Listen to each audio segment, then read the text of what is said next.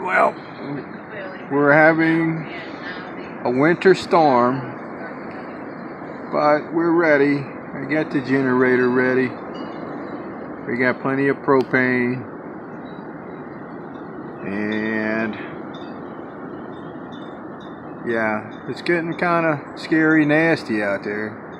We're supposed to get 3 or 4 inches of ice, so it's going to be an ice storm. But we fed the birds. You can see there's a little bird there. We got them all fed, and we fed the deer, and we feed possums. Possums live under the shed. But it's all good. It's beautiful.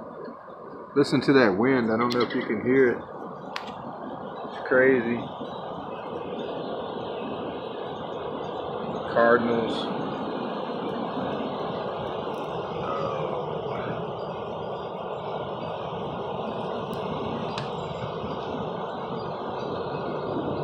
It's out the back window.